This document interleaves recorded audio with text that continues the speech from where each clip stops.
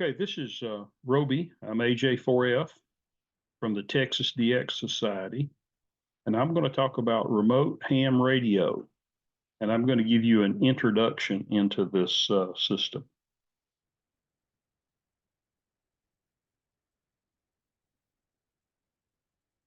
So, what am I doing?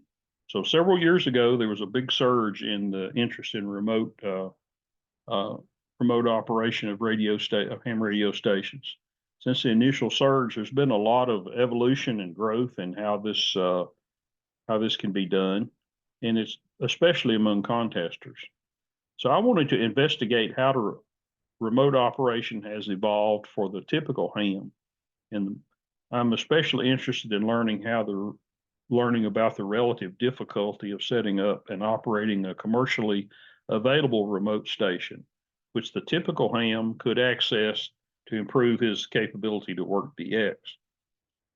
I'm assuming that the typical ham is challenged to design and install an effective antenna system and to reduce the RFI in his environment to a level low enough so he can effectively chase DX. So I chose a system, established an account, set up my station, and I began to operate. And I plan to operate for about a year. And as I learn about this remote's capabilities, I plan to increase my level of sophistication and use as many of its features as possible. I'll probably will compare the effectiveness of various stations. And what I like about it is I can stop at any time if I find out all the information I'd like to have, or it just doesn't suit my interest any longer. So which system did I choose? I chose remote ham radio because it's commercially available, it's well known, and it's been in business for several years. It requires only a reliable internet connection to access the stations and operate them. It provides the user with a wide variety of stations and a wide range of locations, antennas, power levels, and operating modes. It uses flex radios. It provides the user who has a modest station on a small or suburban lot kind of a step change in capability, which I think a lot of guys will find refreshing. And it provides the opportunity for the operator to experience what it's like to operate from geographically advantaged locations. Things like it's pretty easy to work into Europe on 160 meters from Maine or Connecticut or New Hampshire or something like that as compared to what it is in Texas. So how do you get started? So you establish an account, you purchase a subscription, you upload a copy of your license, and the cost consists of a subscription fee plus airtime charges, which I'll show more about that in a few minutes. In establishing my account, uploading my license, and configuring the web browser took about 15 minutes. And I initially used what they refer to as WebDX, which is basically my web browser alone to operate CW and FT8. You can do more with the web browser than that, but that's all I've done. I downloaded and installed the Remote Ham Radio desktop app for operating, and then with that, I've operated CW, FT8, and single sideband. So there are three ways to operate using remote ham radio. One is the RHR web app, which is basically using your web browser. The second method is to use the desktop app, which you download and install on your computer. And the third is to use the RHR desktop app along with third-party software. And we'll talk more about each of these. So the desktop app is, the web app's pretty easy. It's just a page in your browser. The only additional equipment that you require is a microphone if you want to operate single sideband. And the operating modes that I have used with the web app are CW, sideband, and FT8.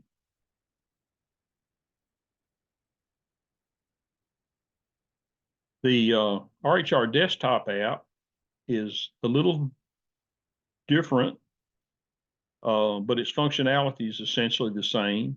You download and install a small app on your computer. All the additional equipment you need is a microphone to operate single sideband.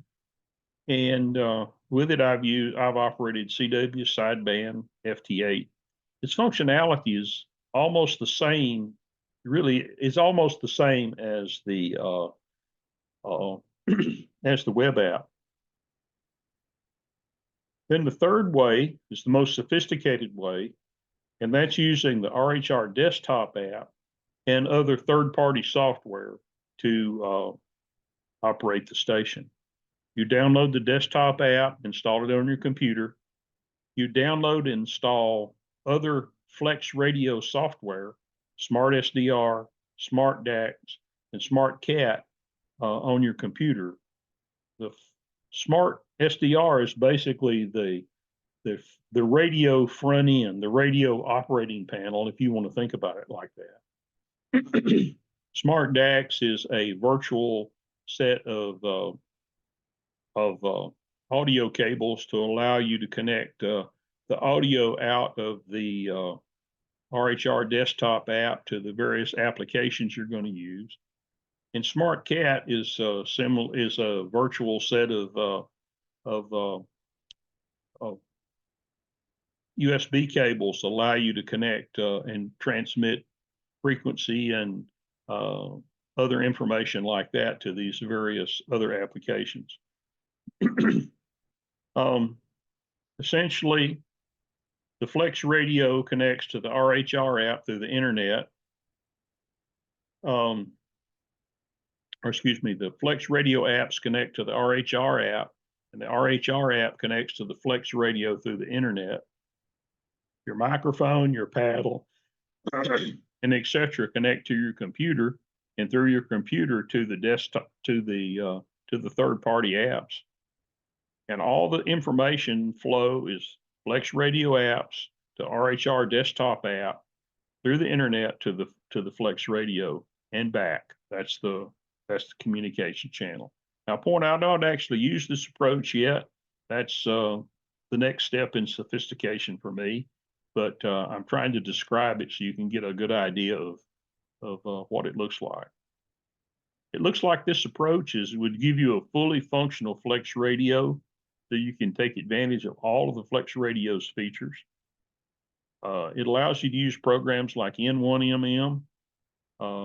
This N1MM will connect via Smart CAT and Smart DAX to the desktop app, and that allows you to connect them to the radios in the station you choose to operate.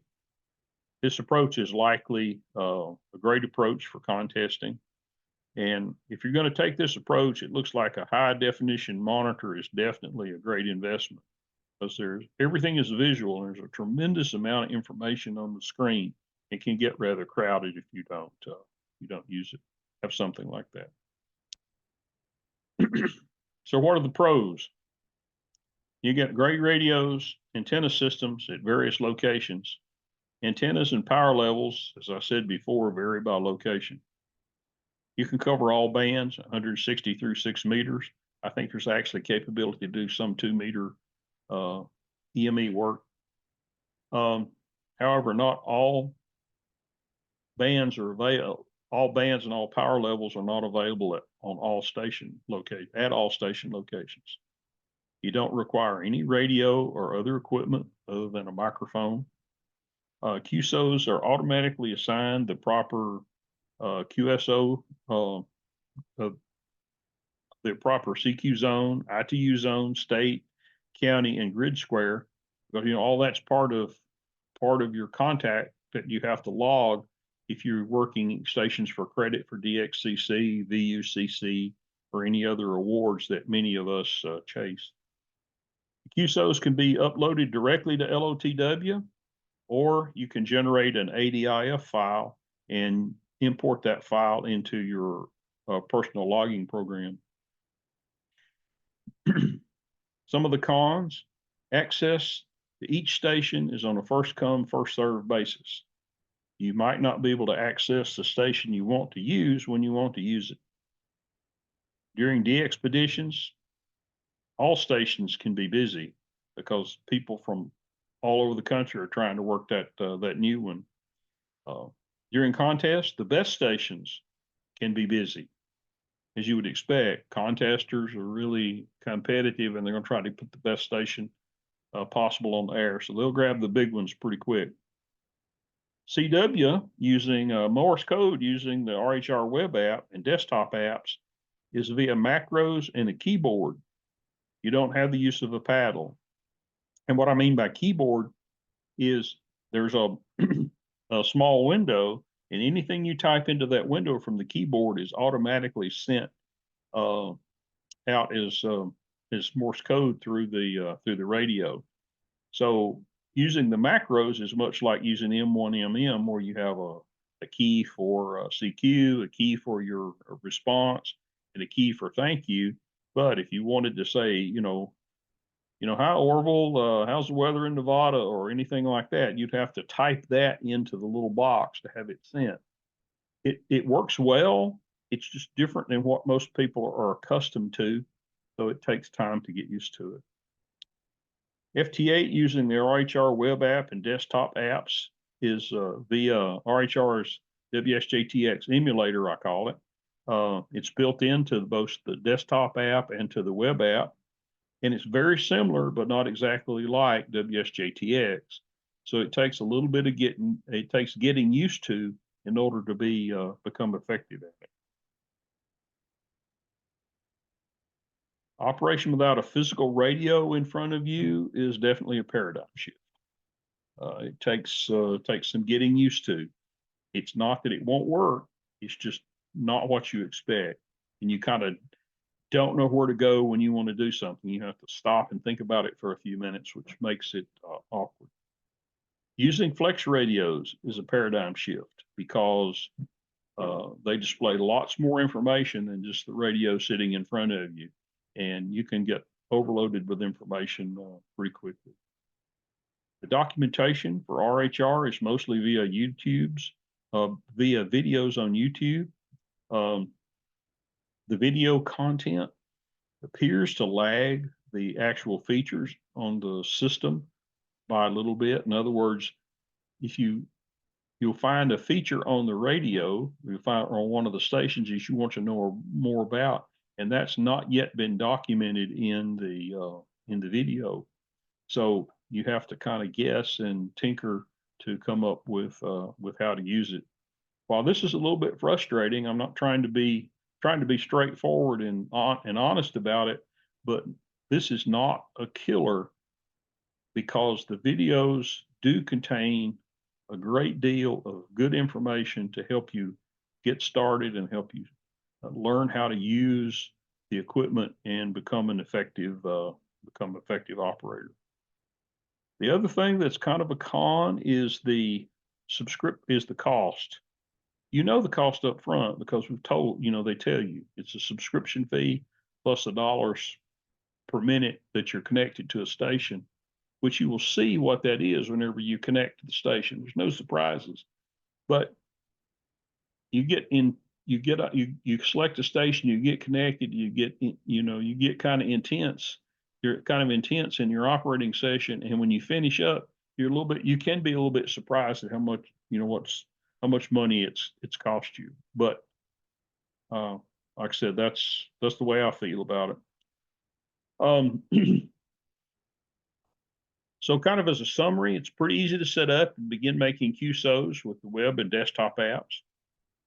The stations work pretty well, and it's easy to make contacts. Learning to use the system and becoming an efficient operator takes time and commitment. You can get on and you'll stumble, and I stumbled around quite a bit, and I still don't consider myself to be proficient, but takes time. The learning curve is long, and it's because there's so much to learn. Because you're learning about using a new radio, you're learning about using a new interface. There's so many different things that you have to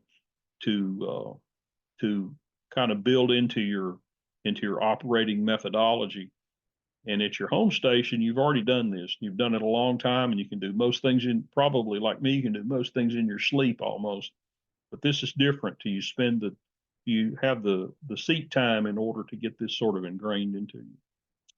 So if you don't have a station or have a very modest station, this is a good way to get on HF, and it's a good way to make some contact.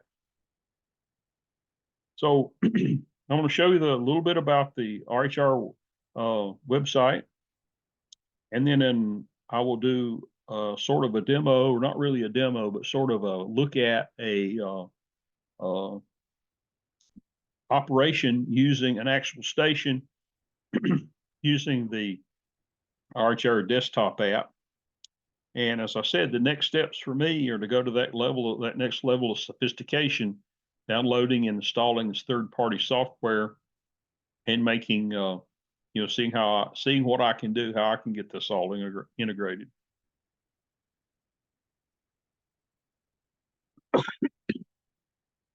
Okay, so now let's go to the remote ham radio website.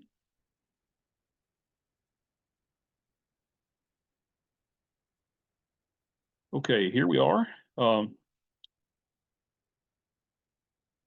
Get up to the top. So this is the home page. Again, if I had a bigger monitor, it'd be much easier to see and to understand, but I'm working this off of a laptop. This is the home page. There's a number of stations.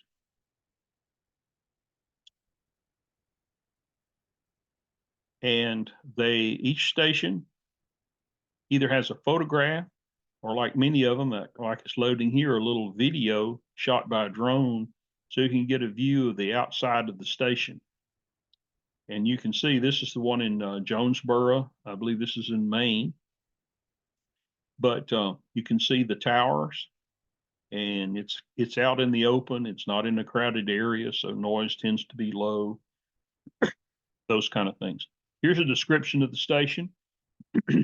For 10 meters, this has 8 elements over 8 elements over 8 elements over 8 elements.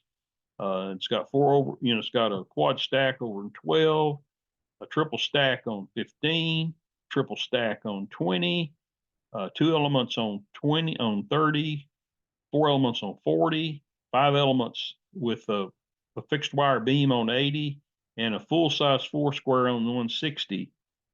And you couple that with a 1500 watt amp, probably not much you can't work from this station. The cost, $1.25 a minute. Here's another big station like that, similar to that one. This is in Eastport, again in Maine. There's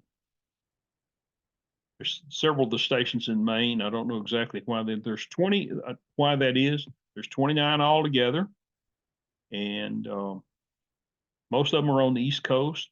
There's one in Phoenix. There's one in Atlanta. Here's one in Wilkesboro, Georgia, not too far from Atlanta. Let's see, we've got down near the bottom. We've got a couple of DX stations. Here's one in Haiti, and here's one in Puerto Rico. So you can see there's a lot of options to choose from, and we'll look at one or two of those in, like I said, in my little demo here in a few minutes. So pricing, something everybody wants to know about.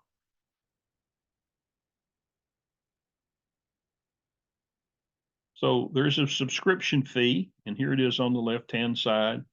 It's either $20 a month plus airtime usage, or $99 a year plus airtime usage. And the airtime usage, as you will see in a minute, varies, or as we've already talked about, varies per station. It varies from about 19 cents a minute for some of the less capable stations to $1.25 a minute for the more capable ones. There is a youth program, a youth network, in which I've not investigated, but it's less cost and restricted to certain stations for hams that are less than 21 years old. So how do you sign up? How do you become a RHR user? You can click on here and then you just pick one and you sign up. It's pretty typical: email address, call, license class, that sort of thing, name, address, and of course, a method of payment. They're going to need that.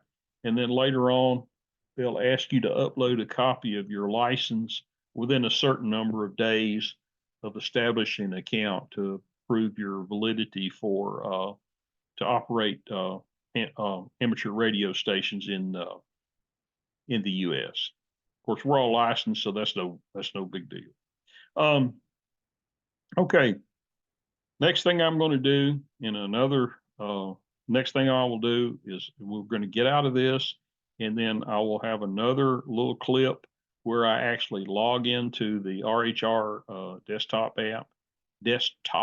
app, and we'll select a station. We'll get on the air. You can hear what it sounds like, and I don't know if conditions are good, we might even be able to make a contact.